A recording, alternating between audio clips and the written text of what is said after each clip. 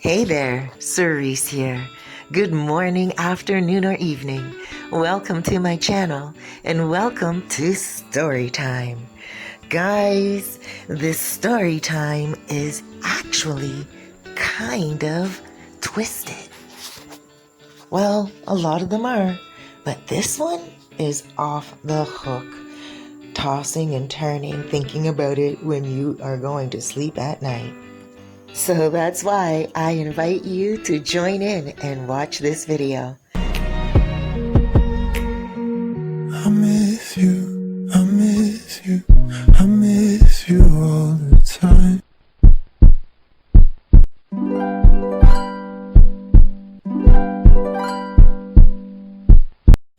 Alrighty, so let's get straight into this story.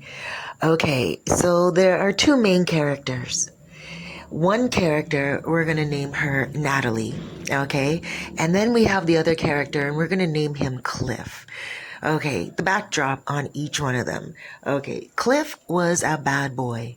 He was always getting himself into trouble ever since he was younger. He was in juvenile before, like in juvie, and he was in prison at one time for 5 years. He just always got himself into a lot of problems. Now, Natalie, on the other hand, she was more of the, your best child type of thing. Go to school, study, get the career, never really bother with men until she finds that perfect one, and then you think she's going to have her children, well, get married and then have her children, buy her picket fence, all that stuff, right? She had that type of promise. Natalie had that type of character where she, really studied in school and never had any problems. And so finally, she gets a job. She went to school for correctional officer. And she got a position, and she was working very hard each and every day. She was working long, long hours, and she was very good at what she did, to the point where she became the boss of certain ranges at certain times, because not only did she take on a lot more hours than the average worker there, she also was very responsible and very reliable. So, very well respected team leader, team player. And so Natalie had a lot going for her until she met Cliff. Before we go any further, I just want to say thank you for joining my channel, for subscribing. It's free to do so, to subscribe. And I just want to say thank you for all your support. Okay, guys, I gotta tell you, this story has my mind twisted. Now, let me get into it just so I can see the comments that you guys are gonna put down below. Boy, do I ever love the comments. Okay, so this is what happened. She's working very hard and she meets Cliff. She meets him as an inmate. She's the correctional officer. Well, he was an inmate for about 8 months until he twisted her heart, everything. He made her fall in love with him. And she really believed that he was in love with her. You see, she would see him talking on the jail phone, and he would always say he was talking to his sister and stuff like that. And she would try to intercept the calls, or one time she actually asked the front desk there to intercept the call. She wanted to hear what he was talking about, because at this point they were romantic and they were getting it on. Like she would put him in solitary confinement and say, oh, he was acting up, and put him in solitary confinement and go in solitary confinement with him, and they would have a romantic night. Yes, and nobody would know. And she's a correctional officer, right? So yeah, it was twisted. That word is just so perfect for this story. And so one time she got it in her head, and she's like, you know what? I'm gonna go ask the front desk. I guess it's like the switchboard or whatever. And she said, can you please trace his call tonight? And she found out that he was having intimate conversations, with another woman. But this woman was a working girl on the phone. And this all took place, by the way, in Orange County, okay, in America.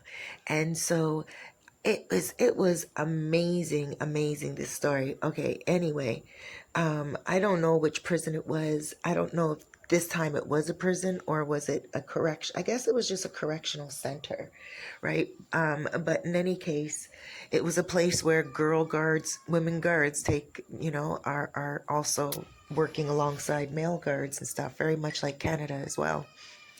So in any case, I digress. So she decided to intercept the call, and she's listening to it. She got the thread from it and everything, like the transcripts from it. And he was talking to a working girl, and it was a young girl.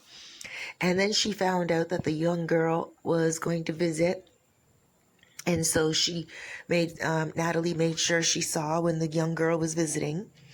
And he kept telling her, "Oh, this girl's just his sister and everything." And so Natalie really didn't look at it as too much because she could tell that she was a better catch than this little, what some people call back in my day a hood rat. She was like a hood rat, this little girl going to the jail to visit Cliff. And so Natalie was like, who cares? You know what? Natalie was just more curious as to see what the girl looked like and everything. And once Natalie saw the girl, and she's like, oh, this girl's just waste girl, she's just nothing. Natalie felt like she was, what's the word I'm looking for? Safe, secure. Okay, so now fast forward. They don't get caught at all. And he gets out of jail. Okay. And the two of them are now living together. So they're living together, and, they are really enjoying life to the fullest. However, he doesn't stop doing his criminalistic activity. It's like he had a calling for it. It was like there was nothing legal he wanted to do with his life except maybe just wake up and then go right, have his feet run to evil. He couldn't pull himself away from the negativity, and it was horrible. She didn't know this, and that made it so much worse. The house got busted, and she had no clue. She's a correctional officer, but not a police officer. And she got put in jail as well. She lost her job, everything. There was no way she could still work. And she couldn't prove how they actually talked more about it during the court case, during the trial. And it came down to it that she was cheating with him. He told on her. He said in court, he told on her that they were dating while he was in jail. Why would he do that? Anyway, he told her that he told the truth about it because he thought it would be better for her case, that she was trying to fix him up as he was in jail, and they were dating while he was in jail. And, she was trying to turn his life around. And that's the reason why he told the courts that. He thought they would believe that.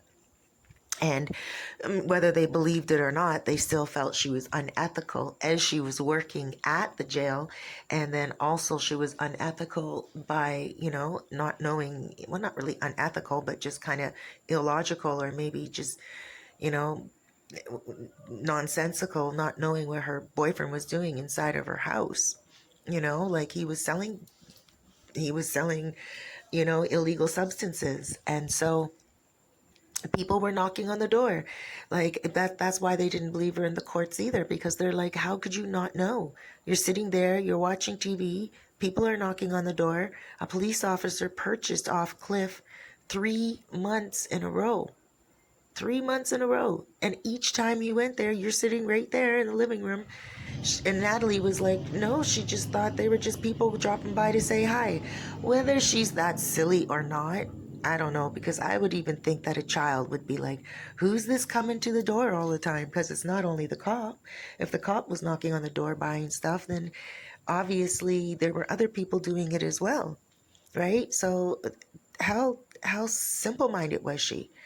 In any case, she ended herself up in jail. That's the part I got to get to. Don't worry, we're going to get to that right now. So whether she knew or not, I mean, there is the possibility that she was just trying to be a champ and just take it on the chin and be there for her man. You know what I'm saying?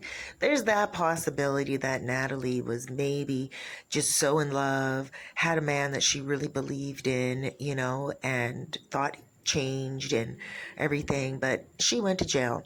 Now, as she was in jail, she got a year in jail. As she was in jail, she grew. She grew mentally, physically. She took on a different change. She let her hair grow. She worked out a lot. And she also read a lot. She threw herself into studies and she studied online marketing. Online. She thought to herself, you know what? There's no way she wants to stay in America when she gets out of jail. She decided that she was going to get an online business and move where? To the Dominican Republic. So she gets here after she gets out of jail and she had a little savings.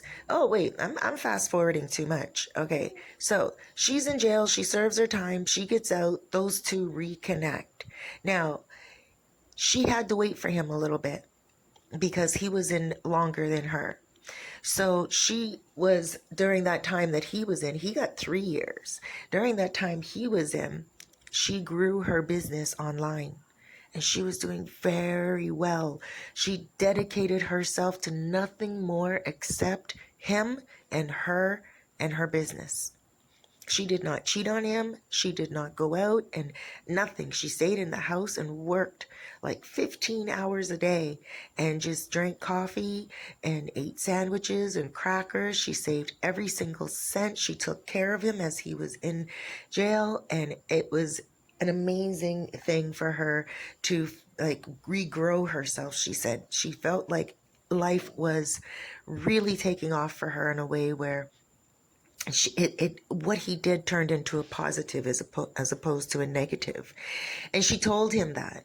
And she told him that like him like doing what he did changed her life for the best. And now she's so independent, making way more money online.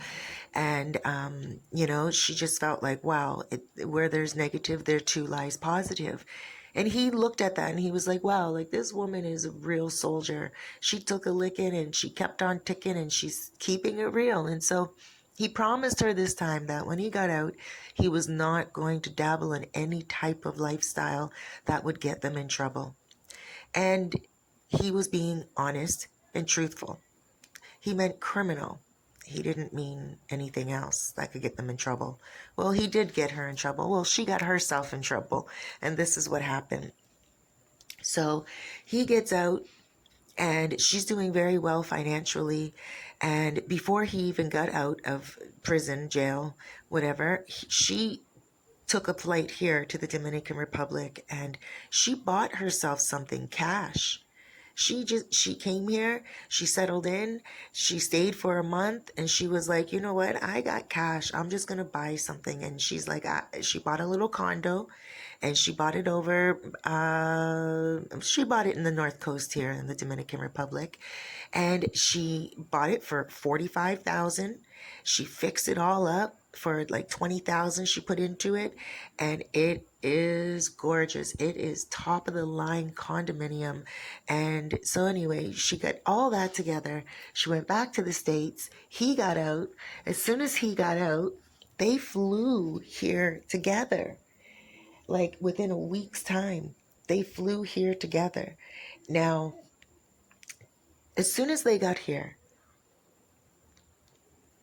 excuse me, I just had to wet my whistle. Took a little drink here.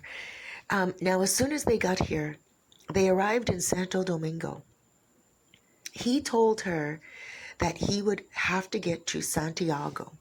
And she's like, why? We're going to stay in Santo Domingo. I have a few things planned and then we can go to Santiago. But we then, you know, maybe eventually, but we need to get to our condo first. It's not in Santiago. And he was like, oh, okay. And he was very antsy. And he kept saying he has to get to Santiago. He has to get to Santiago. And so, in any case, he wasn't even interested in the condo. He didn't even say to her, "Oh, babe, I'm so happy. This is so great. Let's go look at the condo." Nothing. Now, fast forward a little bit. They end up getting into where, her condo is situated into town. And he says to her, "Well, let's go rent a car." And she's like, "We don't need to. We can just take cab." And he's like, "No, no, no, no. Let's go rent a car." So she's like, "All right." They went and they rented a car. She rented a car for him. And he said, "Okay, let's go drive to the condo." He dropped her off at the condo and did not go back at all for an entire 4 days. He didn't have a cell phone on him. And she was worried. She was worried, number one, about him. She was also worried about the car because it's a rental, and if he went missing or anything, he wasn't even in the Dominican Republic before ever. This is how criminalistic this man's mind is. He was never even here before. It was his first time.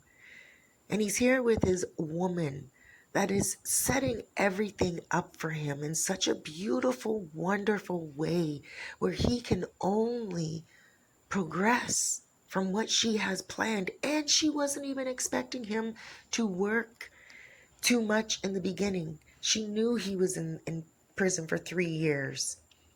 She was saving enough money for the two of them. This girl was straight good. Like, she was not fooling around. And he did not recognize the jewel that he had. He drops her off and takes off for 4 days. And guess where he went? Oh, yeah. You guys are probably wondering, well, where did he go? He went to go meet, give me a drum roll, Miss Working Girl from the jail cell when he was in jail the first time. Now, mind you, this girl's not Dominican. This girl is American, this young working girl that he was talking to before. She's not Dominican. She is a white woman. She is a Caucasian woman from California. Okay? This woman, when he told her that he was going to be going to the Dominican Republic, she told him she has hookups in Santiago. And she told him she will meet him in Santiago. And he left Natalie to go be with that woman. What was he thinking? Anyway, 4 days passed. She's livid. At first she was livid because at first she just felt like, okay, he took off because he told her he was just gonna go drive around the area, scout a few things out and everything. And she was like, okay. She didn't like it, but she was like, all right. But she did like the fact that he was trying to get comfortable because that's what she wanted. She wanted him to feel free to drive. This crazy mofo, excuse my language, this crazy dude, this crazy Chico, loco Chico, decides to just jump and go MIA for 4 days. That's not right. You don't do that to a woman. You don't do that to a person. You don't do that to anyone. And so anyway, she on the first day she was angry. Second day she didn't sleep all night. She kind of like tossed and turned. In the morning she's worried. She didn't know if she should put a trace on the car because if she put a trace on the car, then he'd get in trouble in a country, and she didn't want any problems. And so then she waited. The third day passes, and now she feels like he's dead. She feels like, oh my gosh, she's going to get a knock on the door anytime saying that, the car was found because it's registered. The rental agreement was registered in her name and everything, right? Oh, wow. So she was just beside herself. She didn't know what to do. He shows up the fourth day. And when he shows up, he's just like, he's honking the horn downstairs in the parking lot in front of the condominium building. Like, because he didn't know what door it was. And he also didn't have a cell phone on him to call her. And there's no payphones. I mean, he could have went to a hotel and called her from a hotel, but he didn't think of that. He just went into the parking lot and pressed the horn until people looked out and he got someone's attention. Isn't that kind of illogical? Isn't that kind of crazy?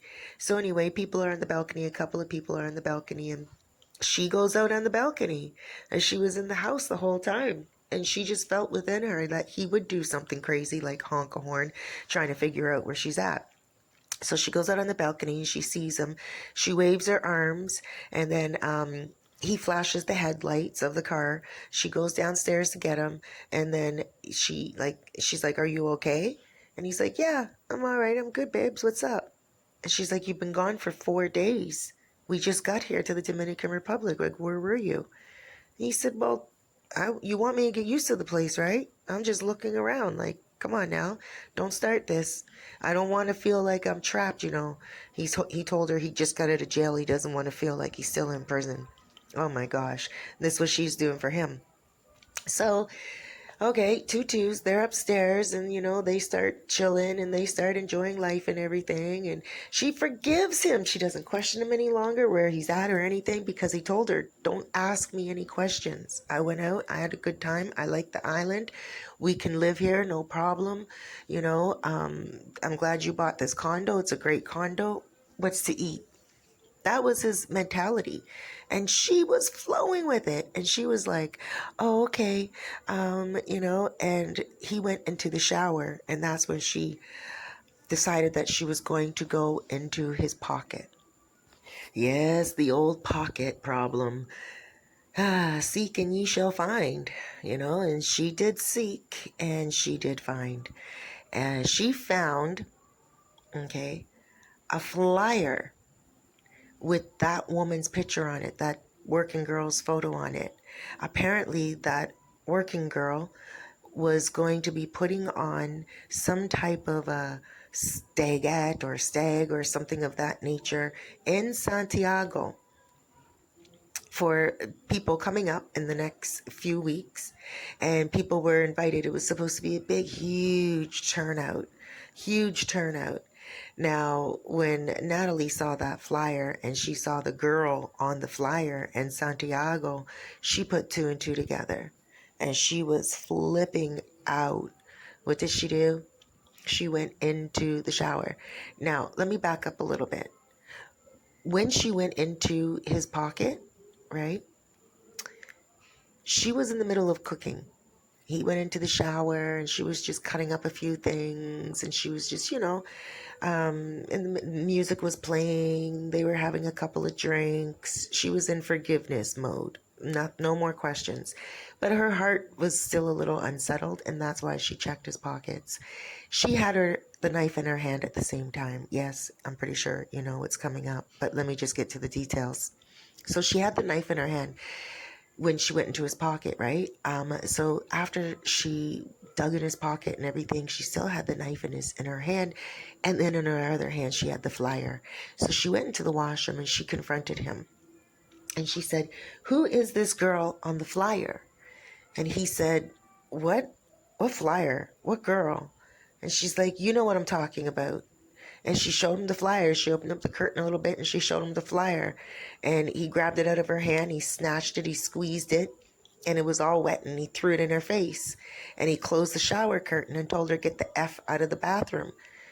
And she said, "Who is this girl?" And he said, "It's a friend." And she said, "In Santiago?" And he said, "Yeah, why? I can't have any friends in Santiago." And she said, "This is the same girl that was in the jail, the same girl you were having phone sex with." And he said, "What?" And he turned off the shower and he opened up the shower curtain. He looked at her and he said, "What?" And she said, "Yeah." And he's like, "How do you know about my conversations? And with who? How do you know who visit me?"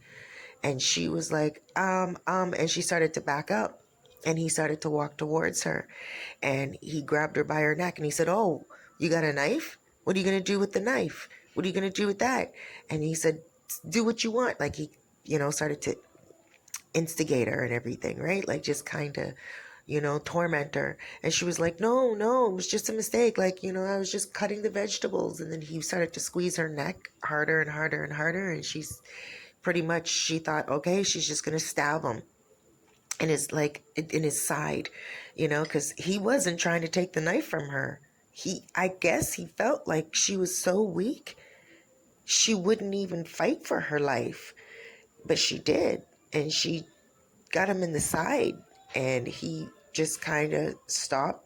His hand like opened up immediately, like just kind of loosened. She pulled away. He put his hand to his side, and he dropped. And that was it. She went downstairs. She called the front desk. She told the front desk what was up. The police arrived. And when the police arrived, they took him, they put him in the morgue and everything. And she had to go to the police station, and they booked her in and everything. After everything was said and done, she did the time, like some dead time and everything. But after everything was said and done, she got off just like that. She didn't pay anyone off. She didn't have to. Legal rights was legal rights. They understood her story. And yeah, it looked like she was a jealous woman. It looked like she was going into the washroom. He was gone for 4 days. It looked like, oh, by the way, this was another reason why she even got off. Because when he was in Santiago, he got blind drunk. Okay. And he was in jail in Santiago for a day because he beat up the working girl so badly. He beat the working girl up so badly. Now, whether it was the working girl from America or a different working girl, nobody really knows, but he beat up a prostituta. That's the information that Natalie got. Okay, so he had already gotten himself in trouble in Santiago. So, and so it did look bad for her, but he was uncontrollable. And the other woman said, yes, he has absolutely no restraint. Someone had to pull him off the girl in Santiago, otherwise he probably would have killed her. So yeah, so Natalie was just like, yo, she just packed up her stuff. She sold the condo and she moved to Thailand. And that's where she is right now. And that's where she will be staying. And that's where she is just feeling like she's the most comfortable. She says she's sad these days, but she doesn't know what else to do. She feels like she gave her whole life over to someone and she was foolish about it.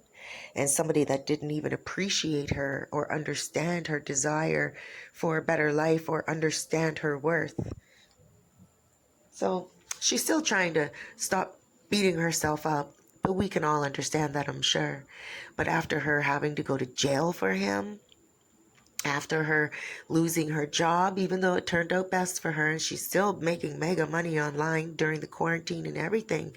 She's very happy with her life, but she still had to go through that pursuit of challenges to pretty much get to where she is right now. Well, guys, I just want to say, stories, we have them all. We really, really do. Sometimes we have to just be strong, carry on. We have to look at the lessons in life that we are getting for a reason. Don't look at the challenges necessarily as a negative to just fold it all in and give up. Oh my gosh, how many times was there something that happened in my life where I question it and wonder, what in the world is going on right now? But you know what? Everything does work itself out, I have to tell you. And it feels good at the end of the day.